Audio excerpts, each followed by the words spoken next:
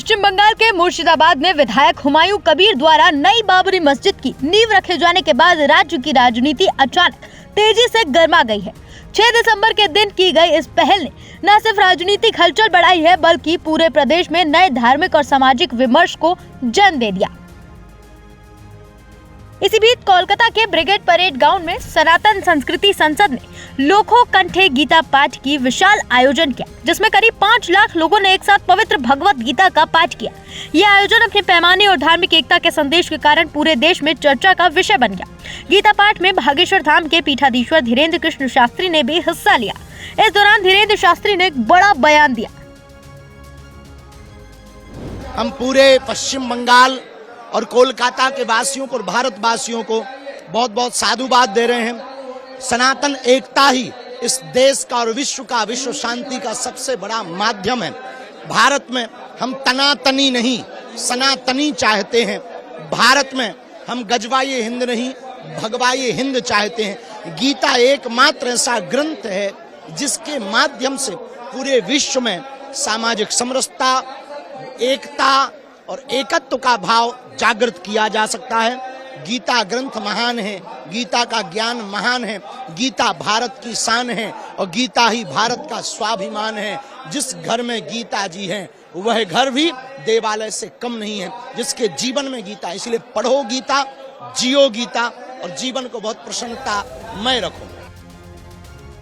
अब दोनों घटनाओं के बीच निलंबित टीएमसी विधायक हुमायूं कबीर ने एक बड़ा बयान दिया है। कबीर का कहना है कि बाबरी मस्जिद का शिलान्यास पूरी तरह सामाजिक और धार्मिक पहल है, इसका राजनीति से कोई लेना देना नहीं। उन्होंने कहा कि राजनीति अलग है और मस्जिद की नींव अलग। कबीर ने आगे कहा कि जिस उद्देश्य से सनातन संस्कृति संसद ने लाखों लोगों के साथ गीता पाठ कराया, उसी उद्देश्य से वो कुरान का पाठ करवाएंगे। उन्होंने दावा किया कि वे 1 लाख लोगों को इकट्ठा कर कुरान का पाठ करवाएंगे, उन्हें भोजन कराएंगे और फिर बाबरी मस्जिद के निर्माण का अगला चरण शुरू किया जाएगा। सनातन धर्मावलंबी मानुष उनका पवित्र गीता पाठ कर रहा है।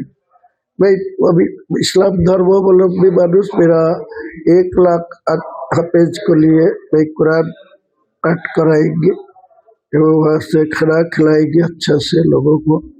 वो 1 लाख कुरान का हाफिज को भी खाना खिलाएंगे। फिर मेरा को साथ जो रहने वाला यंग लड़का है सब, इनको भी और 1 लाख आदमी इकट्ठा करके 2 लाख का आदमी एक साथ में बैठ के वो खाना खाएगी। बाद में वो बाबरी मस्जिद का काम शुरू होगा।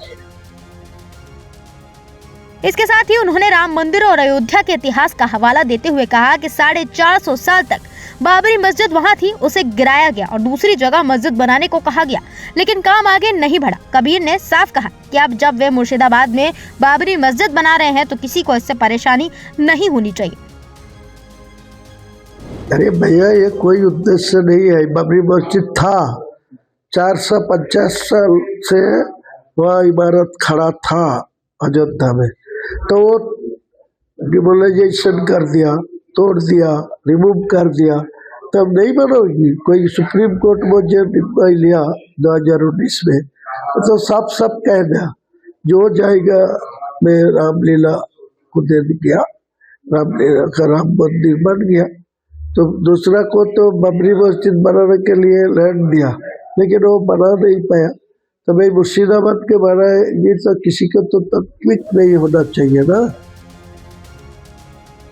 हुमायूं कबीर का कहना है कि उनकी बाबरी मस्जिद की पहल एक धार्मिक कदम है, लेकिन अगर सियासत के चश्मे से देखा जाए तो हुमायूं की तरफ से उठाया हर कदम सियासत में उनका नाम और सुर्खियों में ला रहा है। खैर, इस मुद्दे पर अब कौन सा नेता क्या बयान देता है, ये देखने वाली बात है।